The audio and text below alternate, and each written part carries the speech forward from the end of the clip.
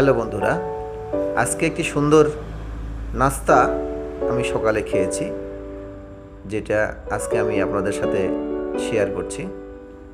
নাস্তাটি ছিল কিছু সবজি নিয়ে, যেমন শসা, পেঁয়াজ ও পেঁয়াজের কুচি, লেবু, তারপরে পুদিনা পাতা,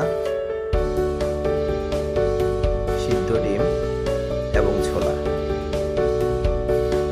আমরা প্রথমে সুন্দর করে যে সমস্ত জিনিস ছিল আমাদের সুন্দর করে কেটে নিই।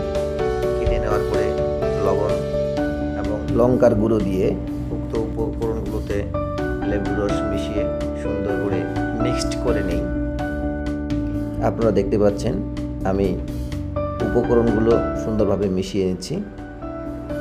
আপনারা জানেন যে এই খাবারগুলো খুব পুষ্টিকর খাবার এবং মাঝে মধ্যে সকালে খাওয়াটা স্বাস্থ্যের জন্য খুবই উপকার। চেষ্টা করবেন হাতে সময় থাকলে মাঝে মধ্যে খাওয়ার।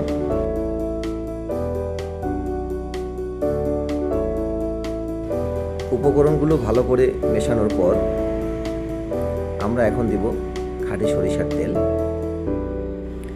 তেল দেওয়ার পরে আরেকটু ভালোভাবে মিক্সড করে নেব। এরপরে আমাদের তৈরি হয়ে গেল মিক্সড এগ সালাদ। এখন শুধু খাওয়ার পালা।